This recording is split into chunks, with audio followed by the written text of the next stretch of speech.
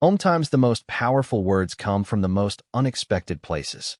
Sometimes hope arrives wearing work clothes instead of a white coat, speaking truth instead of medical jargon, and offering calloused hands instead of expensive procedures. Sometimes the person who changes everything is the one everyone else overlooked. In a world where money can buy the best doctors, the finest equipment, and the most advanced treatments, one family discovered that what their daughter needed most couldn't be purchased. It could only be given freely, with patience, with understanding, and with the kind of stubborn determination that refuses to accept defeat. This is the story of how 4 simple words, "Let me help her," spoken by a man the world had written off, became the key that unlocked a future everyone else had declared impossible. This is the story of how true healing begins not with medicine, but with believing in someone when they've stopped believing in themselves. The morning light filtered through the tall windows of the corner office on the 42nd floor, casting long shadows across the polished mahogany desk where Marcus Richardson sat. His fingers drummed against the leather surface as he stared at the city below, but his mind was miles away from the quarterly reports and board meetings that usually consumed his thoughts. Marcus Richardson was a name that commanded respect in boardrooms across the country. At 52, he had built Richardson Industries from a small consulting firm into a multinational corporation worth billions. Forbes had featured him on their cover twice. The Wall Street Journal quoted him regularly. Presidents called him for advice on economic policy. But none of that mattered now. None of it had prepared him for the phone call that changed everything 6 months ago. The call had come on a Tuesday morning, much like this one. Marcus had been in a meeting with his senior executives when his assistant knocked on the door, her face pale with urgency. "Mr. Richardson, there's been an accident. It's about Emma." Emma, his 24-year-old daughter, his pride and joy, his reason for building this empire. Emma, who had just graduated from medical school at Johns Hopkins with honors. Emma, who had been driving home from her residency interview at Seattle Children's Hospital when a drunk driver ran a red light and slammed into her car at 60 miles per hour. Marcus closed his eyes and could still hear the voice of Dr. Stevens, the neurosurgeon who had saved Emma's life. "The spinal cord injury is complete at the L1 level. I'm sorry, Mr. Richardson. Your daughter will never walk again." Those words had shattered something inside Marcus that no amount of money could fix. He had immediately hired the best specialists, flew them in from around the world, spared no expense. Dr. Kelman from Switzerland, who pioneered new surgical techniques. Professor Zhang from Tokyo, whose research on nerve regeneration had won him international recognition. Dr. Patel from London, whose experimental treatments had shown promise in clinical trials. They all said the same thing. The damage was too extensive. The nerves were severed completely. There was no hope of recovery. They spoke in careful, measured tones about accepting reality and focusing on adaptation. They recommended the finest wheelchairs money could buy, the most advanced prosthetics, the best physical therapists to help Emma build upper body strength and learn to navigate her new reality. But Marcus Richardson had not built a business empire by accepting defeat. He had not become one of the most powerful men in America by listening to people tell him what was impossible. If modern medicine had reached its limits, then he would look beyond modern medicine. He hired private investigators to research every experimental treatment being developed in laboratories around the world.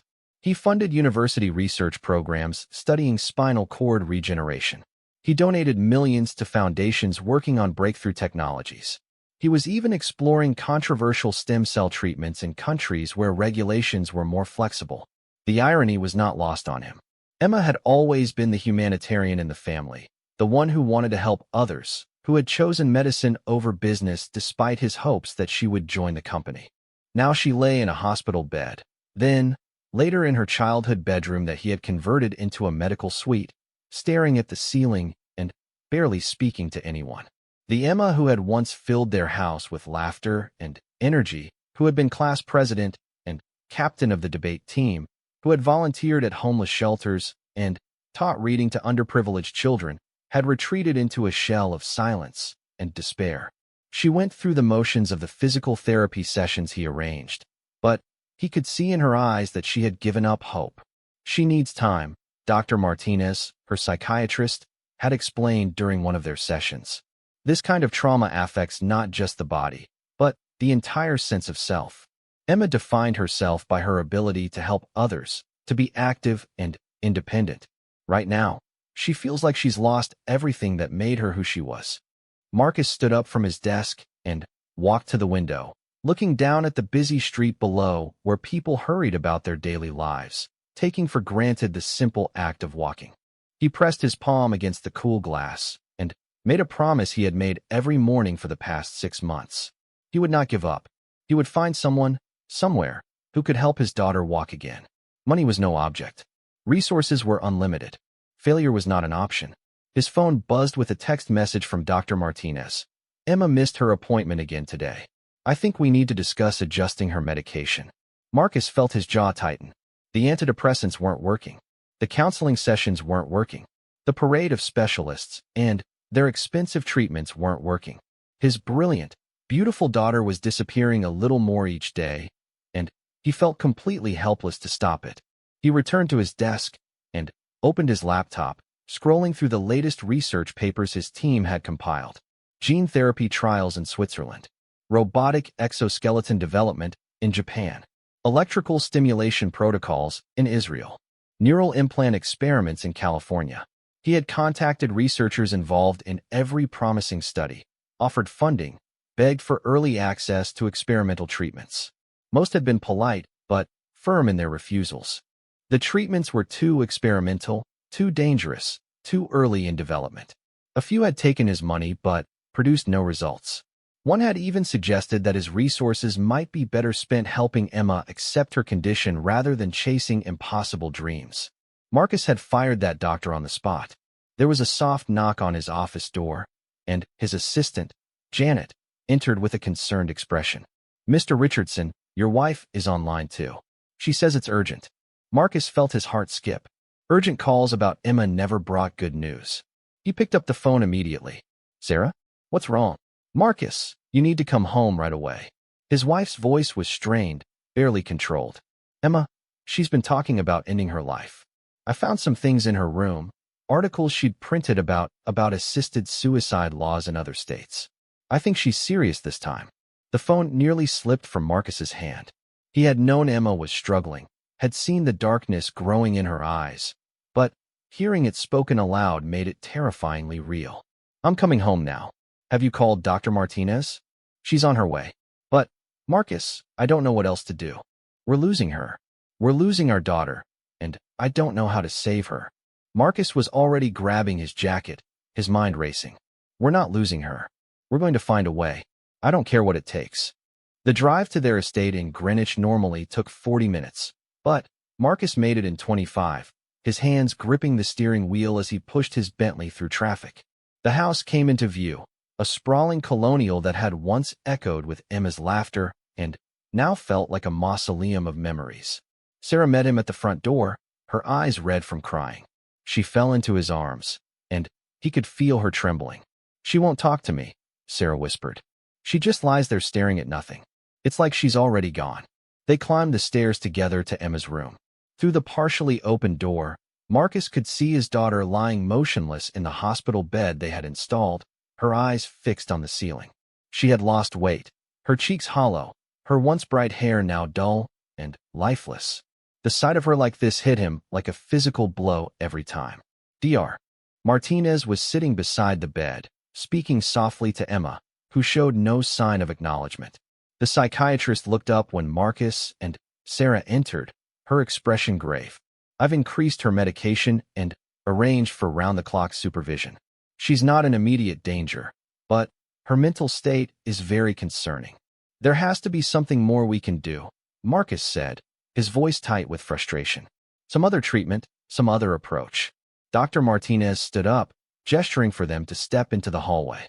Once the door was closed, she spoke in low tones. "Mr. Richardson, I know this is difficult to hear, but we need to start focusing on helping Emma find meaning and purpose within her current limitations. The fantasy of walking again is actually preventing her from moving forward with her life." "It's not a fantasy," Marcus said firmly. "Medical science is advancing every day. There are new treatments being developed, and, in the meantime, Your daughter is dying inside. Dr. Martinez interrupted gently. She's 24 years old. She could have decades of meaningful life ahead of her, but only if she can accept reality and find new ways to define herself and her future. Marcus felt something crack inside his chest. Everyone kept talking about accepting reality, about giving up hope, about settling for less than what Emma deserved. But he wasn't ready to surrender. He couldn't be the father who stopped fighting for his child. That evening, after Dr. Martinez had left and Sarah had exhausted herself trying to coax Emma to eat something, Marcus sat alone in his study, surrounded by medical journals and research papers. His eyes burned from reading, but he kept going, searching for something, anything that might provide a glimmer of hope. He was deep into a paper about innovative physical therapy techniques when his phone rang. The caller ID showed a number he didn't recognize with a local area code. Mr. Richardson? This is David Williams.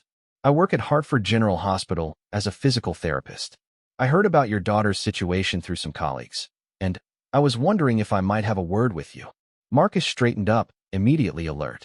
He had learned to be cautious about people who contacted him directly, as many were simply trying to take advantage of his desperation. What kind of word, Mr. Williams?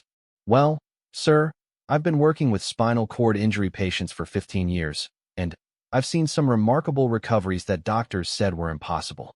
I know you've tried everything, but I was wondering if you might consider a different approach. Not more surgery or drugs or fancy equipment.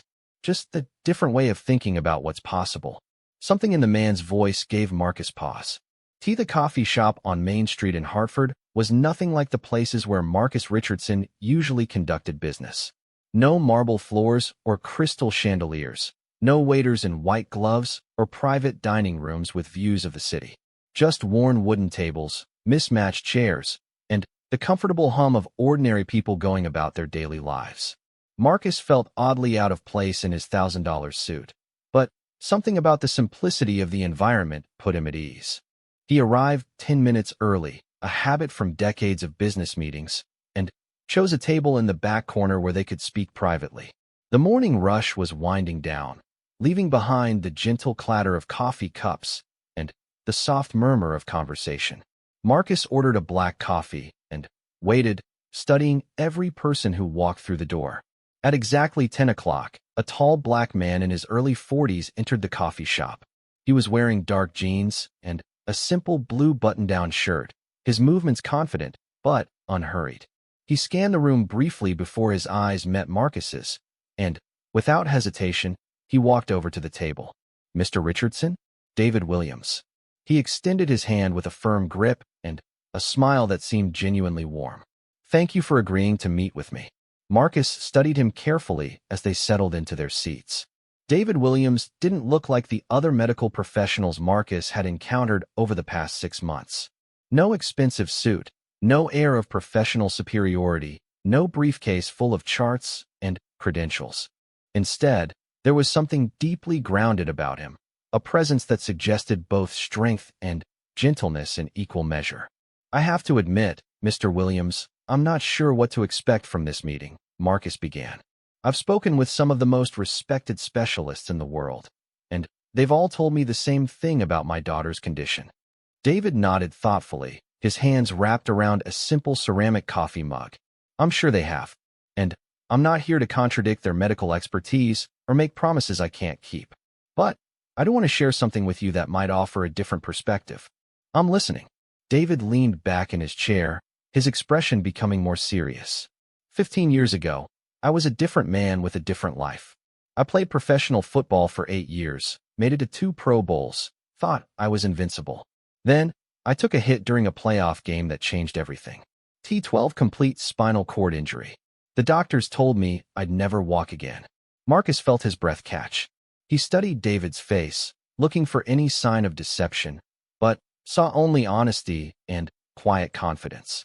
I spent 2 years believing them, David continued. 2 years in a wheelchair, angry at the world, angry at God, angry at everyone who tried to help me. I lost my career, my marriage, most of my friends. I was ready to give up on life completely. But you're walking now, Marcus said, stating the obvious but still struggling to believe it. I am. But not because of any surgery or experimental treatment or miracle drug. I'm walking because I met someone who saw something in me that I couldn't see in myself. An old man named Samuel Johnson who worked as a janitor at the rehab facility where I was getting therapy. David paused to take a sip of his coffee, and Marcus found himself leaning forward, hanging on every word. Samuel had no medical training, no degrees, no fancy equipment. But he had something the doctors didn't have. He had faith in the power of the human spirit to overcome what seemed impossible. He also had a deep understanding of how the mind and body work together in ways that medical science is only beginning to recognize. What did he do differently? Marcus asked, his voice barely above a whisper. He helped me understand that healing isn't just about fixing what's broken. It's about awakening what's still whole. The doctors focused on what was damaged in my spinal cord. Samuel focused on the connections that were still intact, not just physical connections, but emotional and spiritual ones too. David shifted in his chair, his expression growing more intense. Mr. Richardson, I know how this sounds. I know it sounds like mystical nonsense compared to all the scientific expertise you've consulted. But I've seen it work. Not just with myself, but with dozens of patients over the past 15 years. You became a physical therapist after your recovery? I did. But I practice a very different kind of therapy than what your daughter has probably experienced. Traditional physical therapy focuses on strengthening what can be strengthened and compensating for what's been lost. My approach focuses on reawakening the entire system, on finding pathways that medical tests might not detect, on helping people remember what their bodies knew before the injury. Marcus felt a familiar flutter of hope, but he forced himself to remain skeptical. He had been down this road too many times before. What exactly are you proposing, Mr. Williams? I'd like to work with Emma, not as a replacement for her medical team, but as a complement to what they're doing. I won't make promises about outcomes, but I can promise that I'll treat her as a whole person, not just as an injury to be managed. The best physical therapists in the country have worked with her. What makes you think you can do something they couldn't? David smiled, and there was something both humble and confident in his expression. Because I'm not trying to prove anything to the medical community or build my reputation or publish papers. I'm just trying to help a young woman who's lost hope find her way back to believing in herself. Marcus studied David's face, searching for any sign of the false promises or manipulative tactics he had encountered from so many others. But all he saw was sincerity and a deep compassion that seemed genuine. Tell me about your methods, Marcus said finally. My approach is based on several principles that traditional medicine often overlooks. First, the connection between emotional trauma and physical healing. Your daughter isn't just dealing with a spinal cord injury. She's dealing with the complete destruction of her identity, her dreams, her sense of purpose. You can't separate the physical healing from the emotional healing. David leaned forward, his voice becoming more passionate. Second, the power of belief. I don't mean wishful thinking or positive psychology tricks. I mean the deep, cellular-level belief that change is possible. When someone truly believes they can heal, their body responds in ways that science is only beginning to understand. And third, Marcus prompted, third, the importance of treating each person as unique. Medical protocols are designed to work for the average patient, but there's no such thing as an average human being. Emma's injury might look identical to someone else's on an X-ray, but Emma isn't someone else. Her history, her personality, her dreams, her fears, all of these things affect how her body responds to treatment. Marcus was quiet for a long moment, processing what he had heard. Everything David was saying contradicted the scientific, evidence-based approach that had guided all of Emma's treatment so far. Yet something about it resonated with his instincts as a father. How would you begin working with her, he asked. First, I'd need to meet her, not as a therapist, but as a person. I'd want to understand who she was before the accident, what motivated her, what gave her joy. I'd want to hear her tell her own story, not have it filtered through medical reports and family members. She barely speaks to anyone these days, Marcus warned. She's withdrawn completely. That's understandable. She's protecting herself from more disappointment, more failed promises. But I found that when people sense you're genuinely interested in them as human beings rather than as problems to be solved, they usually open up. David paused, then added gently, I should tell you, Mr. Richardson, that my approach doesn't always work. I've had patients who made remarkable recoveries, and I've had patients who didn't show any physical improvement at all. But even in the cases where they didn't regain movement, they found ways to rebuild meaningful lives. Sometimes that's the most important healing of all. Marcus appreciated the honesty. Every other practitioner had either promised miraculous results or had been so pessimistic that he had dismissed them immediately. David was offering something different. Hope without false promises, expertise without arrogance, commitment without guarantees. What would you need from me? Marcus asked. Permission to try, and patience with the process. This isn't a quick fix. It might take months or even years to see significant results. And I'd need you and your wife to trust my methods even when they seem unconventional. Unconventional how? David smiled. Well, I might ask Emma to plant a garden, or learn to paint, or work with animals, or volunteer to help other people. Traditional physical therapy happens in a clinic with equipment and exercises. My therapy happens in real life, doing things that matter to the person. Marcus felt something shift inside his chest. For months, he had been focused on Emma's legs, on getting her to walk again. But David was talking about getting her to live again, to find purpose and joy regardless of her physical limitations. It was a different kind of recovery, but perhaps a more important one. I'd like you to meet her, Marcus said finally. But I have to warn you, she's not going to be receptive. She's already decided that nothing can help her. That's okay. Sometimes the people who resist the most are the ones who need help the most. They're just protecting themselves from being hurt again.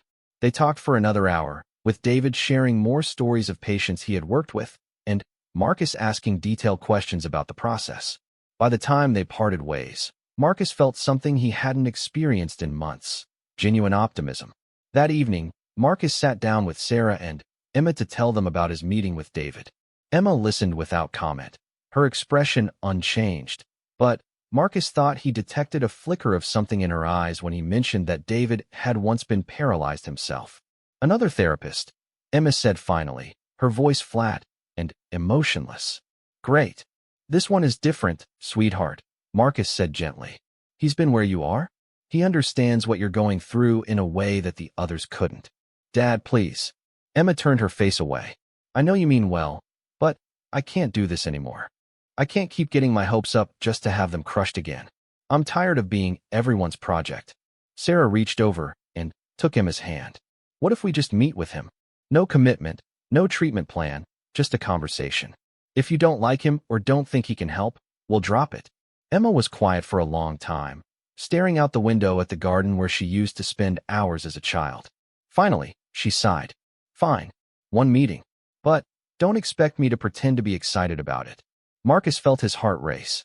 It was the first time in months that Emma had agreed to anything, even reluctantly. I'll call him tomorrow and set something up. 3 days later, David Williams arrived at the Richardson estate. Marcus met him at the door and was struck again by the man's presence. There was something about David that radiated calm confidence without being overwhelming. He carried a small backpack instead of a medical bag, and he was wearing the same type of casual clothes as when they had met at the coffee shop. How is she today? David asked as they walked toward Emma's room. The same as always, Marcus replied. Quiet, distant, going through the motions of living but not really engaging with anything. That's normal for someone who's experienced this kind of trauma. She's grieving, not just for her mobility, but for the life she thought she was going to have. They paused outside Emma's door, and Marcus could hear the television playing softly inside.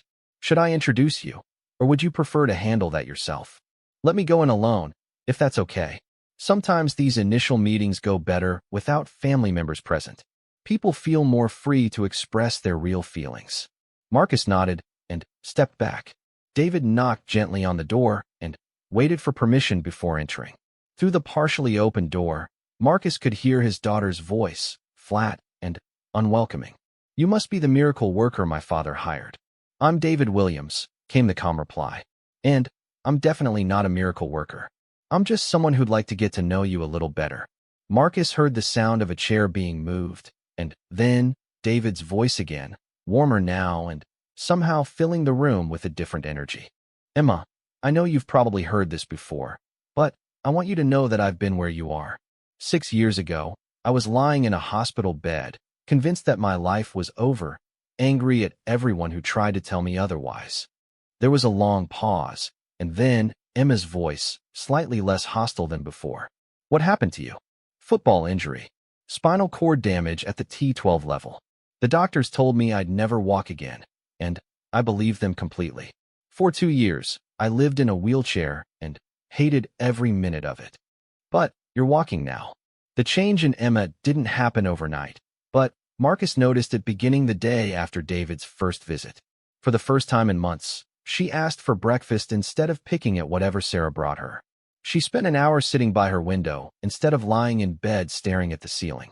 Small things, but to parents who had been watching their daughter disappear, they felt like miracles. David returned 3 days later, as he had promised. This time, Emma was waiting for him, dressed in actual clothes instead of pajamas, her hair brushed for the first time in weeks. Marcus felt his heart lift when he saw her making this effort, however small.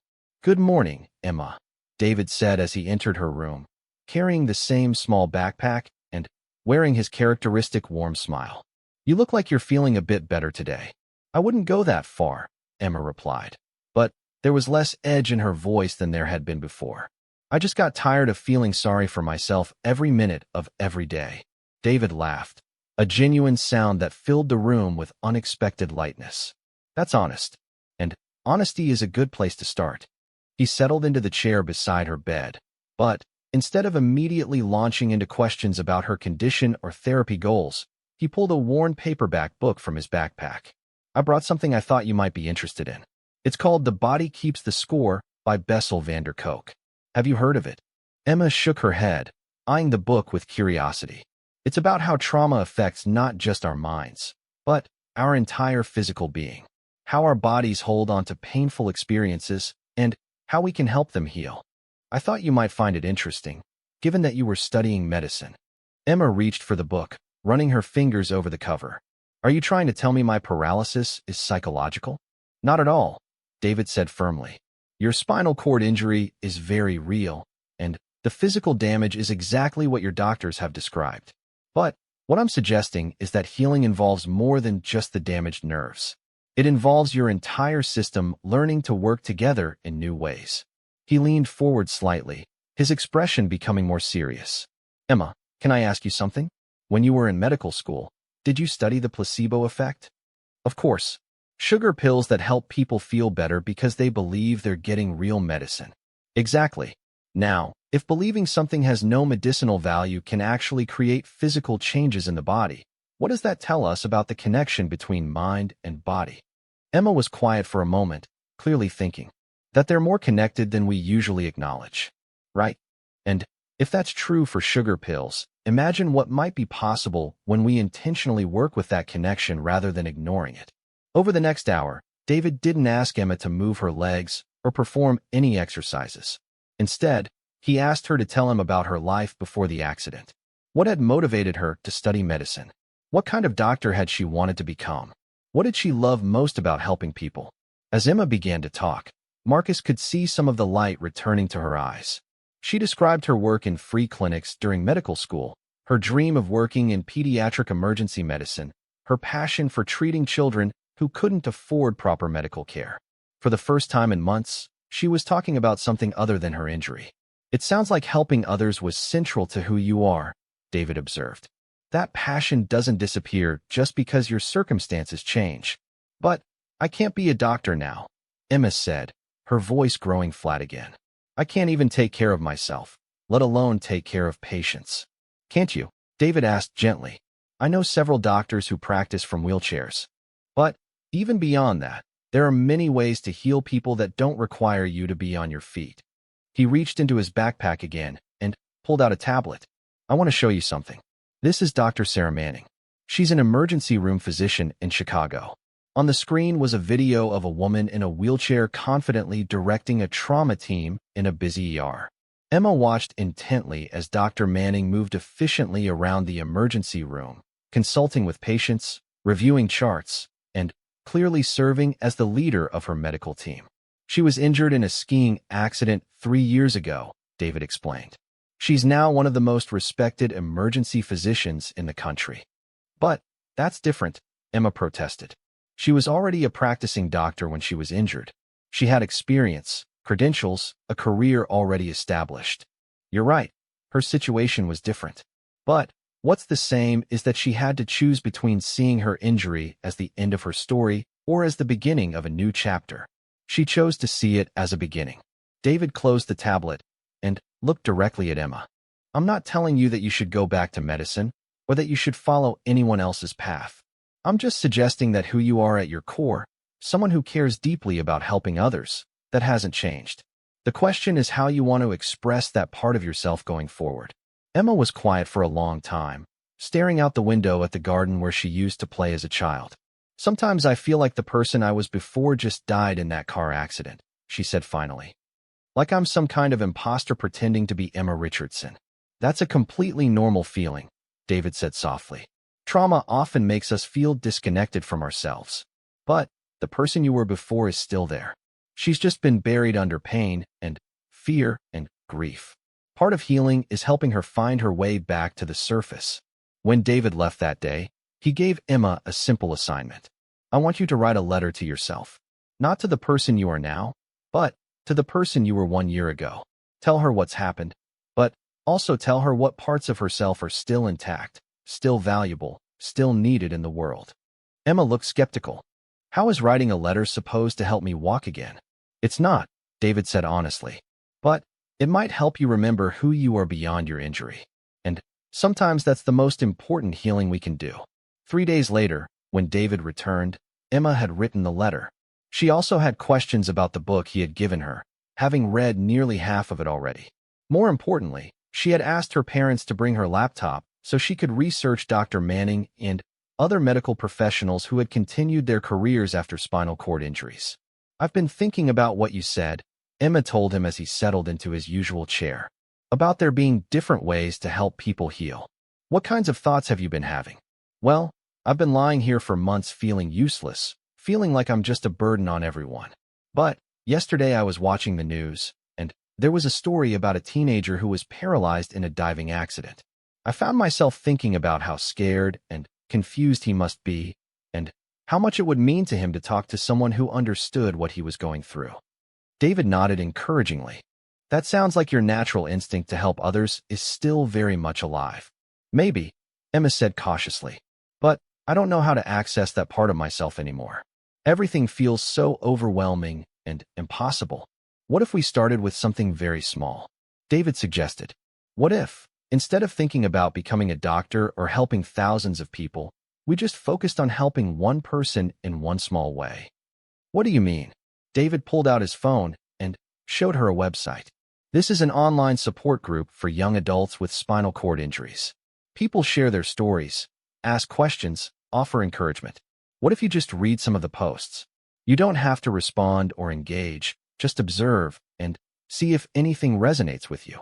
Emma looked at the screen, scanning the posts from other young people dealing with similar challenges. Some of these people sound like they're doing okay, she said with surprise. Some are doing more than okay. They're thriving. Not because their injuries weren't serious, but because they found ways to build meaningful lives despite the limitations they face. That became Emma's next assignment, to spend 30 minutes each day reading posts from other young people with spinal cord injuries. David also introduced her to simple meditation techniques, not because he believed meditation would cure her paralysis, but because he had seen how stress and anxiety could interfere with the body's natural healing processes. Your nervous system has been in crisis mode for 6 months, he explained. Every part of your body is tense, prepared for fight or flight, even though there's no immediate danger. Learning to calm your nervous system might allow your body to focus energy on healing instead of survival. Marcus watched these developments with a mixture of hope and confusion. On one hand, he was thrilled to see Emma engaging with life again, showing interest in things beyond her immediate circumstances. On the other hand, none of this seemed to be addressing the central issue, getting her to walk again. He finally voiced his concerns during one of his regular check-ins with David. I'm grateful for everything you're doing for Emma, he said. But I have to ask, when do we start working on the physical aspects of her recovery? When do we start trying to get her legs to move again? David smiled with understanding. We already have, Marcus. Everything we've been doing is part of her physical recovery. I don't understand. Traditional physical therapy focuses on the muscles and nerves and mechanical movements. But the latest research in neuroscience shows us that the brain's ability to form new neural pathways is dramatically affected by a person's emotional state, their sense of purpose, their belief in their own capacity for change. David gestured toward Emma's room. For 6 months, Emma's brain has been receiving the same message. You are broken. You are helpless. You are less than you were before. Now she's beginning to receive different messages. You still have value. You can still help others. You are more than your injury. This shift in self-perception is actually changing her brain chemistry in ways that make physical healing more possible. Marcus struggled to understand this approach that seemed so different from everything he had learned about medicine and healing. But when will we know if it's working? When will we see actual movement? We might see movement tomorrow, or next month, or next year. Or we might never see the kind of movement you're hoping for, David said honestly. But I can guarantee you that Emma is already healing in ways that are just as important as physical movement. She's reconnecting with her sense of purpose, rebuilding her confidence, learning to see possibilities instead of just limitations. He paused, then added gently, Marcus, I know this isn't the timeline you were hoping for. I know it's hard to trust a process that doesn't follow the medical model you're familiar with. But healing, real, deep healing, happens on its own schedule. Our job is to create the conditions where it's most likely to occur, and then be patient. That patience was tested 2 weeks later when Emma had what David called a setback day. She woke up in a dark mood, refused to read the support group posts, and spent most of the day crying. When David arrived for his scheduled visit, she was hostile and uncooperative. This is stupid, she told him. Reading about other people's recovery stories and doing breathing exercises isn't going to fix my broken spine. I've been fooling myself thinking that any of this matters. David sat quietly through her outburst, not trying to argue or convince her otherwise. When she finally finished, he simply asked, What's really going on today, Emma? This feels like it's about more than just frustration with your progress. Emma was quiet for a long time before she finally admitted, Today is the anniversary of when I was supposed to start my residency. All my classmates are beginning their medical careers, and I'm stuck in this bed playing pretend that I'm still the same person I used to be. That must be incredibly painful, David said softly, to see everyone else moving forward while you feel stuck in place. It is, and it makes me realize how ridiculous this whole thing is. I'm never going to be a doctor. I'm never going to have the life I planned. These little exercises and attitude adjustments aren't going to change that reality. David nodded thoughtfully. You're absolutely right that your life isn't going to look like what you originally planned. And you're right that no amount of positive thinking is going to erase your injury. But I wonder if you're confusing acceptance of reality with giving up on possibility. Emma looked at him sharply. What's that supposed to mean? It means that accepting that your life will be different doesn't mean accepting that it will be less meaningful or less valuable. Some of the most extraordinary people I know are living lives that look nothing like what they originally planned. Over the next hour, David shared stories of other patients he had worked with who had found unexpected paths to fulfillment after devastating injuries. A former dancer who became a choreographer, a construction worker who became a counselor, a young mother who started a nonprofit organization. I'm not telling you these stories to minimize your loss, he said. I'm telling them because I want you to know that this crisis you're experiencing, this feeling that your life is over, it's actually the beginning of discovering who you really are when everything familiar is stripped away. By the end of the visit, Emma's mood had shifted slightly. She wasn't happy, but she wasn't completely hopeless either. She agreed to continue with the program, though she made it clear she wasn't convinced it would lead anywhere meaningful. That evening, Marcus found her sitting by her window, looking out at the garden where the first spring flowers were beginning to bloom. How are you feeling? He asked gently. Confused, she admitted. Part of me wants to believe that David is right, that there's still some kind of meaningful future possible for me. But part of me thinks I'm just setting myself up for more disappointment. Marcus sat down beside her bed. What if you didn't have to decide right now? What if you could just take it one day at a time and see what happens? Emma smiled slightly, the first real smile he had seen from her in months. When did you become so wise, Dad? Since I met someone who taught me that healing doesn't always look like what we expect it to look like. Summer arrived with an unusual sense of hope in the Richardson household. Emma had been working with David for nearly 4 months, and the transformation in her outlook was undeniable. She was no longer the hollow, despairing young woman who had barely acknowledged visitors. Instead, she had become actively engaged in her own healing and in helping others navigate similar challenges. Her online support group work had evolved into something more substantial. She had been invited to speak at a virtual conference for young adults with spinal cord injuries, and her article about emotional recovery had been published in a national rehabilitation magazine. Medical professionals were starting to reference her work, and she had been contacted by researchers studying the psychological aspects of spinal cord recovery. But it was a Tuesday morning in July when something extraordinary happened that changed everything. Emma was in her sunroom office, working on a new article about the importance of peer support in rehabilitation, when she felt something unusual. At first, she dismissed it as her imagination, a phantom sensation that many paralyzed people experience. But then, it happened again, a distinct tingling feeling in her left thigh. She sat perfectly still, afraid to breathe, afraid to hope. For 6 months, her legs had been completely numb, completely disconnected from her conscious awareness. But this sensation was different from anything she had experienced since the accident. It was subtle but unmistakably real. "Mom," she called out, her voice shaking with excitement and terror in equal measure. Sarah rushed into the sunroom, immediately alarmed by the tone in Emma's voice. "What's wrong? Are you hurt?" "I felt something," Emma whispered, staring down at her legs. "In my thigh? I actually felt something." Sarah's eyes widened. "Are you sure?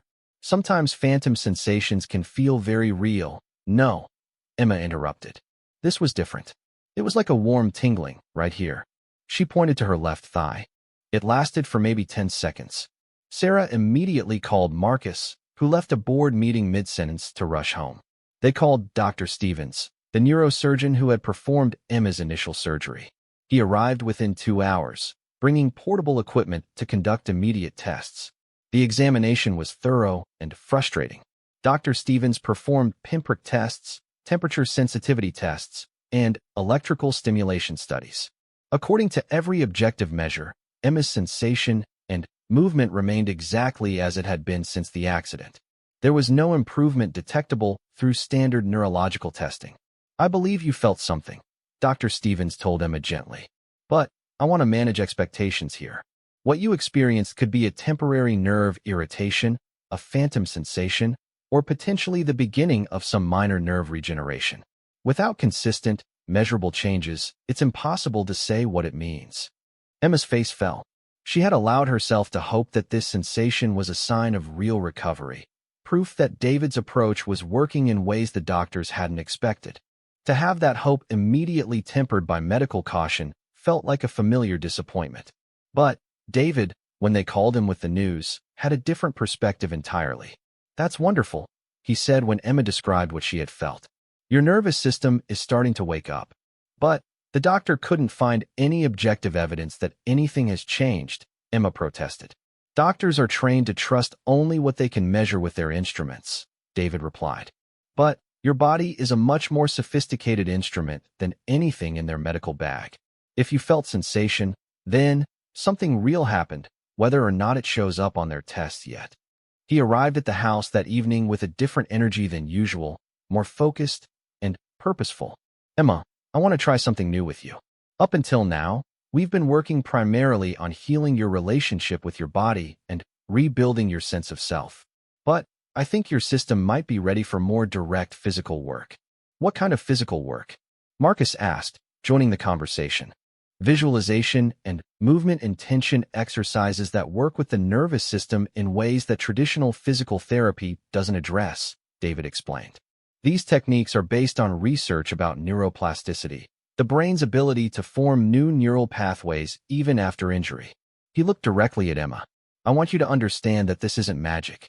It's not a guaranteed cure. But There's growing scientific evidence that mental rehearsal and movement visualization can actually stimulate neural regeneration and help the brain find new ways to communicate with injured areas of the body. Over the next hour, David guided Emma through a series of exercises that felt completely different from the mechanical physical therapy she had endured in the months immediately after her accident. Instead of focusing on moving her legs, he asked her to visualize them in perfect detail. Close your eyes and imagine your left leg, he instructed. Picture every muscle, every bone, every nerve. Imagine warm, healing light flowing through all the tissues, awakening connections that have been sleeping. Emma followed his guidance, surprised by how vivid and detailed her visualization became.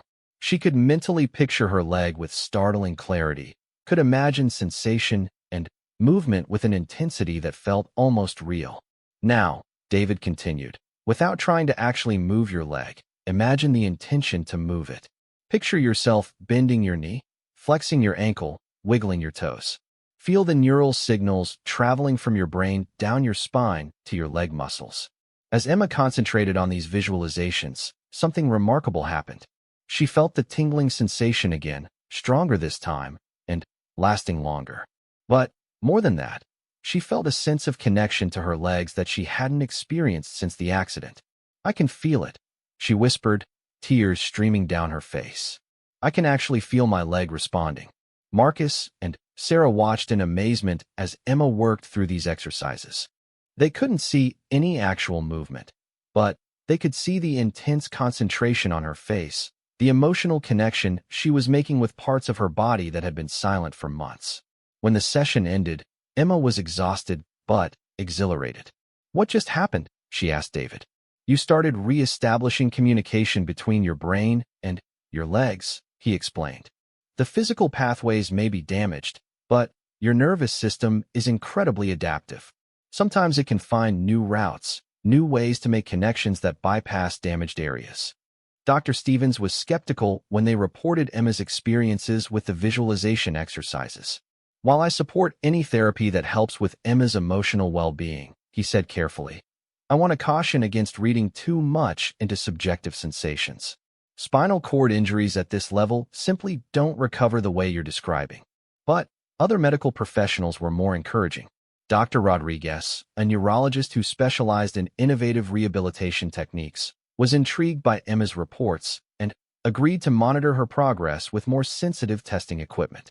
There's emerging research about the potential for neural plasticity even in complete spinal cord injuries, she told the family during their first appointment.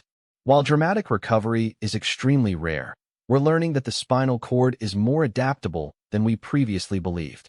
She conducted a series of sophisticated tests using electrical stimulation and brain imaging technology. The results showed subtle changes in neural activity that hadn't been detected by standard examinations. While still not conclusive evidence of recovery, they suggested that something was indeed changing in Emma's nervous system. I can't promise you anything, Dr. Rodriguez cautioned. But I think it's worth pursuing this approach alongside your work with David. Sometimes breakthrough discoveries happen when we combine traditional medicine with innovative thinking. As summer progressed, Emma's visualization and movement intention exercises became more intense and more frequent. David introduced new techniques based on research from rehabilitation centers around the world. Some days brought encouraging sensations and feelings of connection. Other days brought nothing but frustration and disappointment. The hardest day came in late August when Emma woke up with severe muscle spasms in her legs, the first physical symptoms she had experienced since the early weeks after her accident.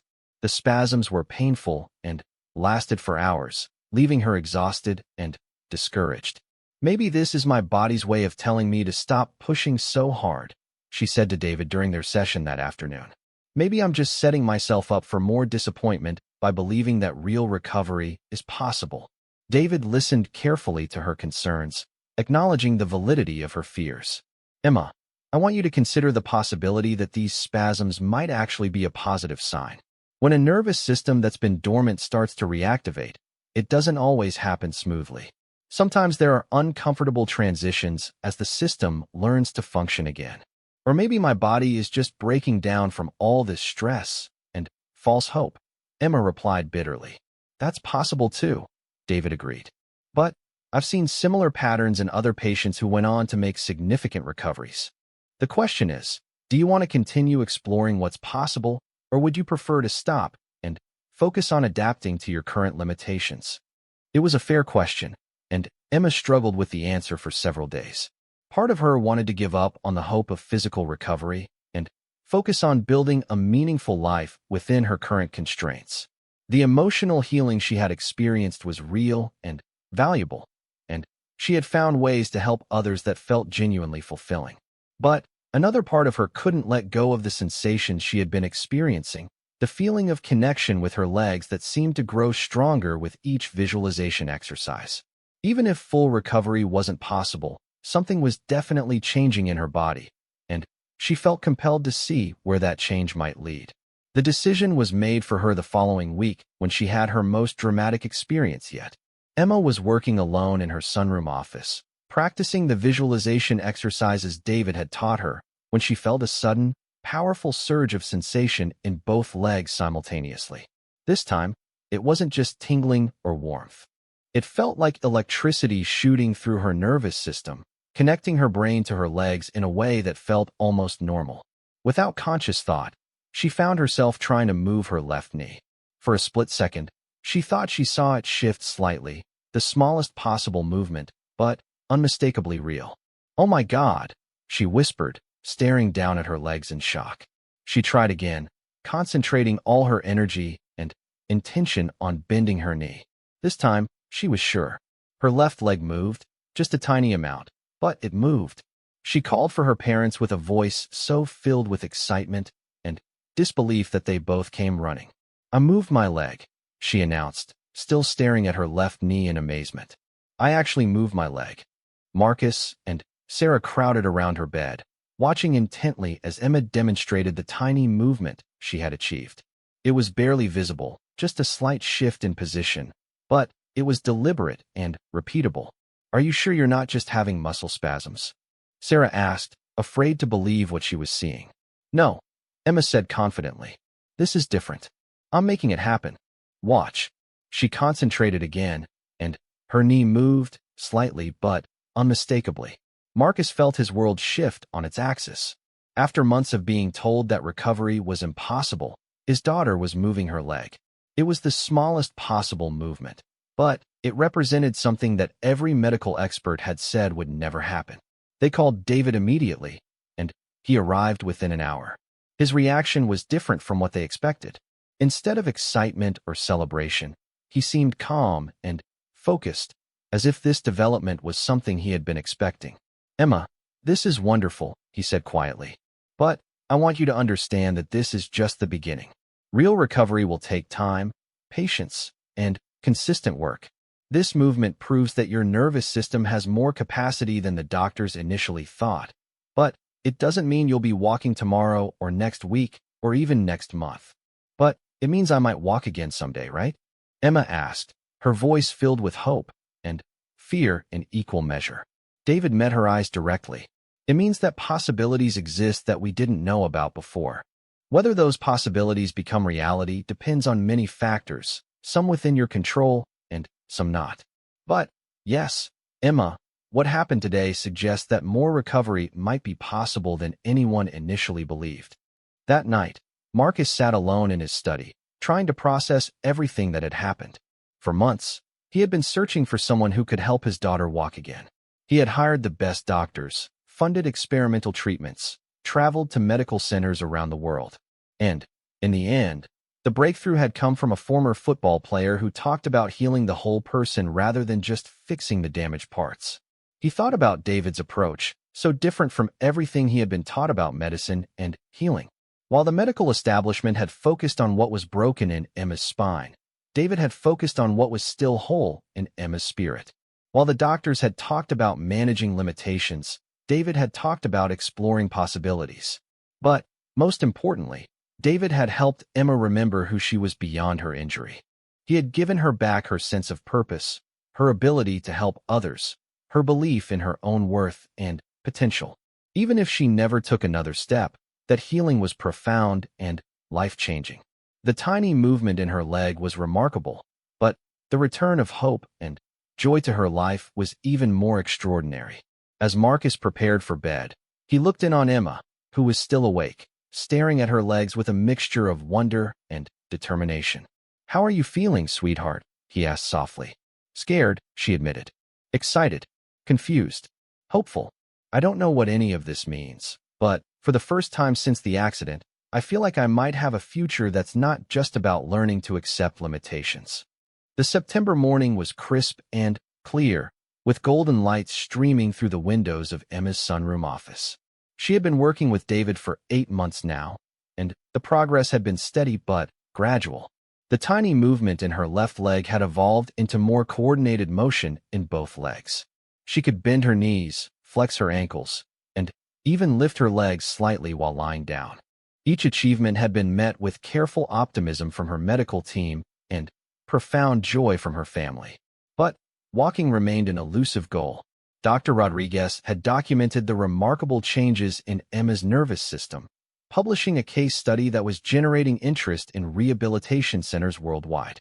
The combination of traditional medical care with David's holistic approach was being studied as a potential model for other patients with similar injuries. "You're rewriting the textbooks," Dr. Rodriguez had told Emma during their last appointment. "Your recovery is showing us possibilities we didn't know existed." But Emma was struggling with the gap between possibility and reality.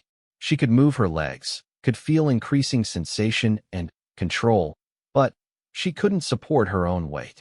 Every attempt to stand, even with maximum assistance, resulted in her legs buckling immediately. "I feel like I'm so close," she confided to David during one of their morning sessions. "But I can't take that final step from moving my legs to actually walking. It's like there's some invisible barrier I can't break through."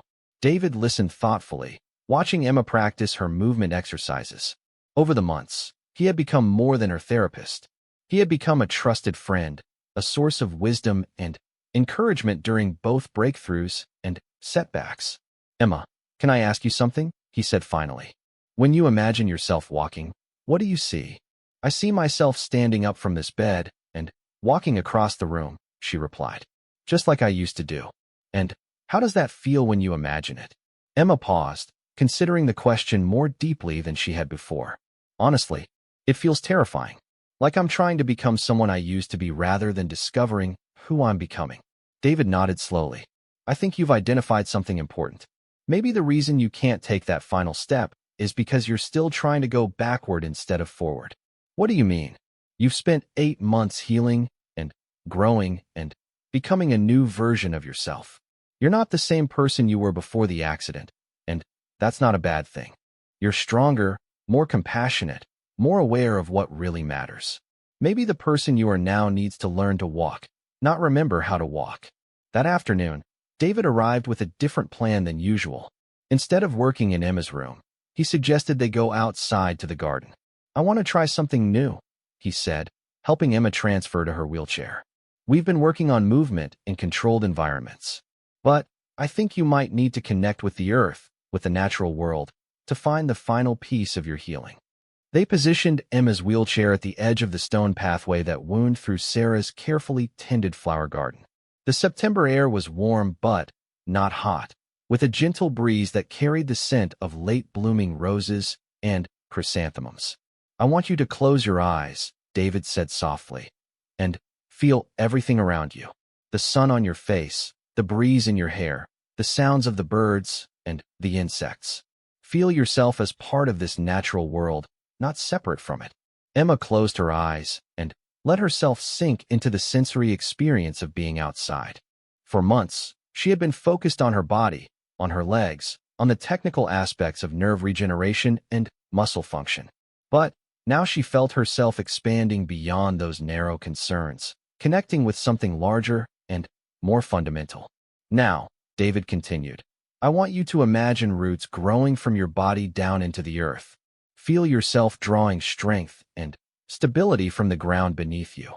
Let the earth support you the way it supports every living thing." As Emma followed his guidance, something shifted in her awareness. Instead of thinking about walking as a mechanical process of moving her legs, She began to feel it as a natural expression of her connection to the world around her. "I want you to keep your eyes closed," David said, "and let me help you stand." Emma felt a moment of familiar fear. Every previous attempt to stand had ended in immediate collapse and disappointment. But this time, with her awareness expanded beyond her own body, the fear felt less overwhelming.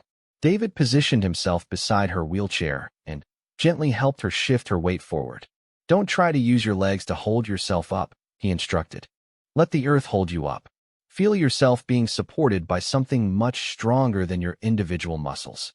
Slowly, carefully, Emma rose from her wheelchair. She kept her eyes closed, focusing on the sense of being rooted and supported rather than on the technical challenge of standing. For the first time in 8 months, her legs didn't immediately buckle.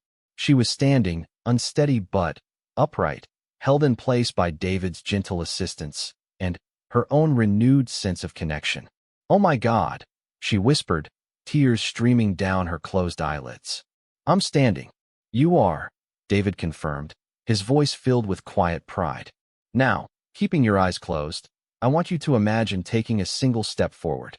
Don't think about how to do it. Just feel the intention to move toward the light and warmth on your face." Emma felt terror and exhilaration in equal measure. This was the moment she had dreamed of for 8 months, the moment everyone had said would never come. But instead of feeling triumphant, she felt humble and grateful, aware that this step represented not just physical recovery, but a fundamental transformation of her relationship with her own life.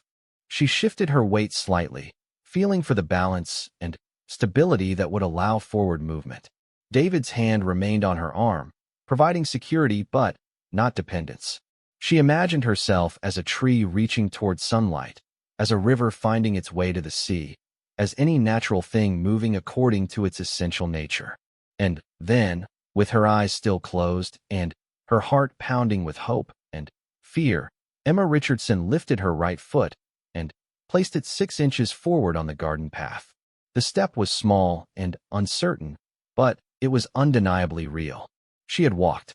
"I did it," she breathed, still not opening her eyes, afraid that looking might break the spell. "David, I actually took a step."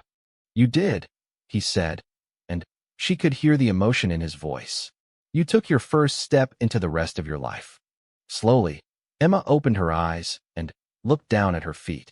She was standing on the garden path, one foot slightly ahead of the other, supported by her own legs and David's steady presence. The sight was so extraordinary, so impossible according to everything she had been told, that she could hardly process what she was seeing. "Can I take another one?" she asked, looking up at David with wonder. "Only if it feels natural," he replied. "Don't force anything. Just let your body show you what it's ready for." Emma took a second step, then a third. Each movement was deliberate and careful, but each was also unmistakably her own choice, her own achievement. By the time she had walked 10 feet down the garden path, Marcus and Sarah had spotted them from the house and were running outside. "Emma," Sarah cried, her hands covering her mouth in shock. "You're walking." "I'm walking," Emma repeated, the words still feeling impossible on her tongue. "I'm actually walking." Marcus reached them first, his face a mixture of joy and disbelief. He had dreamed of this moment for 8 months, had spent millions of dollars and countless hours searching for someone who could make it happen. And now, in his own garden, with a man who had asked for nothing more than the chance to help, his daughter was taking her first steps back into the world. "How do you feel?" Marcus asked, his voice thick with emotion. Emma paused, considering the question deeply. "Different," she said finally. "Not like I'm going back to who I was before, but like I'm becoming who I was always meant to be." She took several more steps, her confidence growing with each movement. David walked beside her, ready to provide support if needed, but allowing her to discover her own balance and rhythm. After months of visualization and intention work, her legs seemed to remember the pattern of walking, even though the neural pathways were newly formed and still fragile. When they reached the end of the garden path, Emma turned to face the house where she had spent so many months lying in bed, convinced that her life was over. From this new perspective, standing on her own feet, the house looked different. It was no longer a prison, but simply the place where her healing had begun. "David," she said, turning to face the man who had changed everything, "I don't know how to thank you. When you first came to my room, I thought you were just another person trying to fix something that couldn't be fixed. I had no idea you were going to help me find myself again." David smiled, the same warm expression she had seen on his face 8 months ago when he had first asked permission to help her. "Emma, I want you to understand something important. I didn't heal you. You healed yourself. I just helped you remember what was always possible." "But everyone said it was impossible," Marcus interjected, still struggling to believe what he was witnessing. "The medical experts were right about the severity of Emma's injury," David replied. "They were also right that recovery from this type of damage is extremely rare. What they couldn't account for was Emma's determination, her willingness to do the hard work of healing not just her body but her entire relationship with life." He looked around at the family gathered in the garden, all of them transformed by this long journey toward healing. "The techniques I shared with Emma aren't magic. They're based on real science about neuroplasticity and the mind-body connection. But the real medicine was Emma's decision to believe in herself again, to find meaning and purpose even when everything seemed hopeless." Over the following weeks, Emma's walking continued to improve. She progressed from taking a few steps to walking the length of the house, then around the block, then for miles through the neighborhood where she had grown up. Each milestone was celebrated, but the greatest joy came from seeing Emma fully inhabit her life again. She decided to return to medical school, but with a new specialization in rehabilitation medicine and a focus on treating the whole person rather than just the injury. Her experience had given her insights into healing that no textbook could provide, and she was passionate about sharing those insights with other patients and medical professionals. The support group work she had started during her darkest months evolved into a nonprofit organization that connected newly injured patients with peer mentors who could provide hope and practical guidance during the early stages of recovery. Emma's story became a beacon of possibility for thousands of people facing similar challenges around the world. But perhaps the most important change was in Emma herself. The young woman who had once defined herself entirely by her academic achievements and career ambitions had developed a deeper understanding of what it meant to live a meaningful life.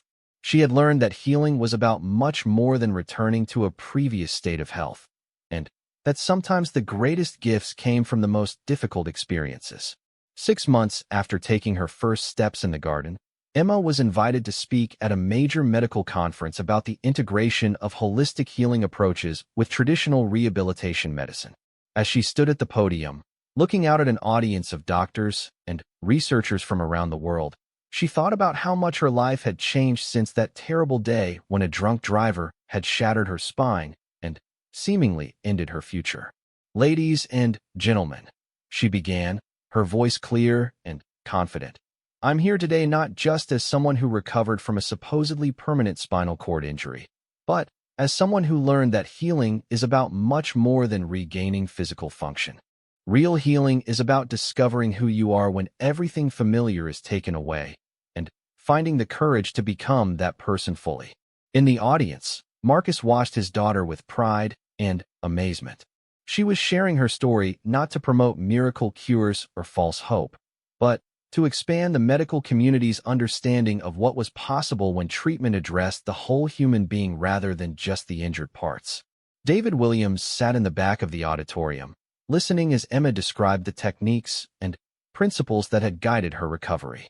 He had worked with dozens of patients since Emma's case, some of whom had achieved remarkable physical recoveries, and others who had found healing in different ways. Each story was unique, but all shared the common theme of discovering strength and purpose in the midst of life's most difficult challenges. As Emma concluded her presentation, she looked directly at David and smiled.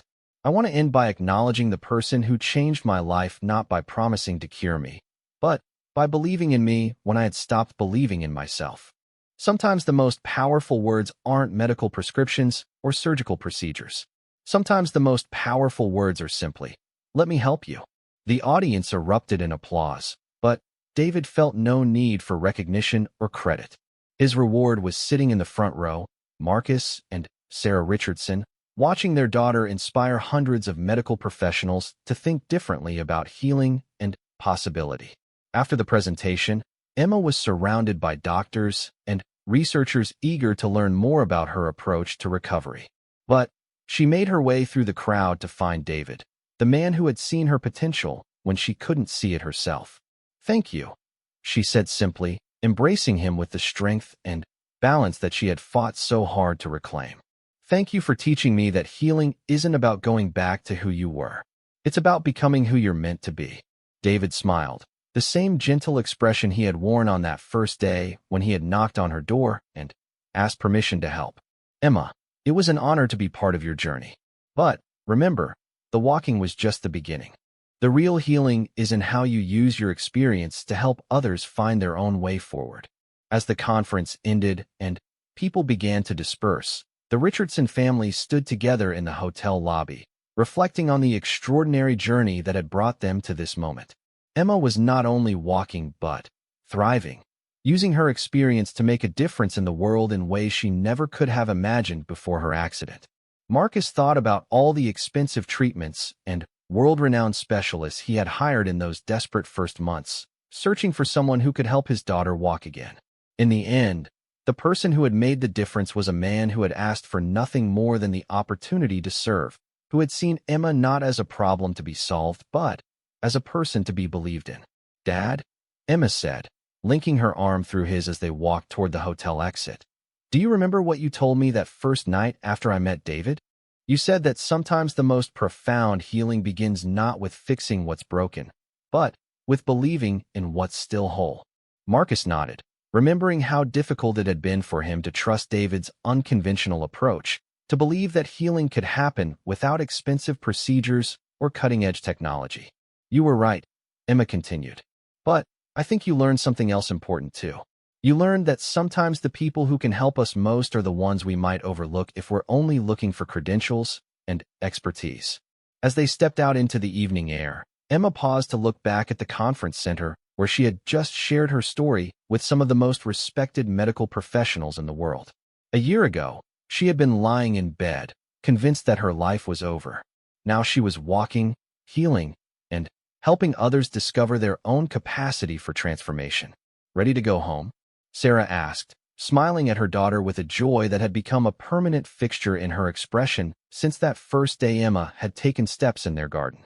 "I am," Emma replied, taking her first confident stride toward the car. "I'm ready for whatever comes next." And as the Richardson family walked together into the future, they carried with them the profound knowledge that healing comes not from expensive treatments or medical miracles, but from the simple, powerful act of one human being believing in another's capacity for transformation. Sometimes the most important medicine is delivered not through prescriptions or procedures, but through 4 simple words spoken with genuine conviction. "Let me help her." In that help, freely given and gratefully received, lies the true foundation of all healing, all hope, and all human possibility. "You've always had that kind of future," Marcus said, sitting beside her bed. "But I'm glad you're starting to believe it again." As he kissed her goodnight, Marcus felt grateful for a lesson he never expected to learn. Sometimes the most profound healing begins not with fixing what's broken, but with believing in what's still whole. As spring progressed, Emma's engagement with David's unconventional therapy continued to deepen.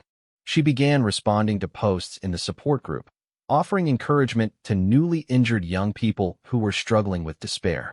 She started a meditation practice that she actually looked forward to each day. Most surprisingly, she asked her parents to convert part of the sunroom into a small office where she could work on what she called projects. The first project was writing an article for the spinal cord injury support website about the emotional stages of adapting to paralysis. The second was developing a resource guide for families dealing with sudden disability. The third was creating a video series about what she wished she had known in the early months after her injury. Marcus watched these developments with amazement and growing respect for David's approach. His daughter wasn't walking yet, but she was living again. She was using her medical knowledge and her personal experience to help others in ways that felt meaningful and purposeful. But the question that haunted him remained. would she ever walk again? And, if not, would this emotional healing be enough to give her a truly fulfilling life? The answer to both questions would come sooner than he expected, in ways he never could have imagined. I am. But that's not why I'm here, Emma. I'm not here to promise you that you'll walk again. I'm here because I remember what it felt like to lose hope. And I remember how important it was when someone believed in me, even when I couldn't believe in myself. Marcus found himself holding his breath, straining to hear his daughter's response. For the first time in months, she was actually engaging in conversation with someone new. "What do you want from me?" Emma asked. And Marcus could hear a note of curiosity creeping into her voice despite her obvious attempts to remain detached. "Nothing," David replied simply. "I just want to listen. I want to understand who you were before this happened, what you cared about, what made you happy. I want to know about your dreams and your fears and what it feels like to be you right now in this moment." There was another long pause, and then Marcus heard something that made his eyes fill with tears. His daughter was crying. Not the bitter, angry tears he had witnessed over the past months, but something different. Something that sounded almost like relief. Here was no sales pitch, no promise of miracle cures, just a quiet confidence that was somehow more compelling than all the medical degrees and research credentials he had encountered over the past 6 months. "I'm listening, Mr. Williams. I'd rather not discuss this over the phone, if you don't mind. Could we perhaps meet in person? I understand you're protective of your daughter's privacy, and I respect that completely. But I believe I might be able to help her in ways that haven't been tried yet." Marcus found himself agreeing to a meeting before he had consciously decided to do so. There was something about David Williams that inspired a trust he couldn't quite explain. They arranged to meet the following day at a coffee shop in downtown Hartford, somewhere neutral and public. As Marcus hung up the phone, he felt the first stirring of genuine hope he had experienced in months. He didn't know what this David Williams had to offer, but he sensed that their conversation tomorrow might change everything. He looked at the photo on his desk, taken just 2 months before the accident. Emma was wearing her white coat, having just received her medical degree, her smile radiant with pride and excitement about the future. She had worked so hard to get to that moment, had overcome every challenge with determination and grace. "I'm not giving up on you, sweetheart," he whispered to the photo. "Tomorrow we try something new." Outside his study window, the first stars were beginning to appear in the darkening sky, and Marcus Richardson allowed himself to believe that perhaps, just perhaps, one of those stars was shining for his daughter's future.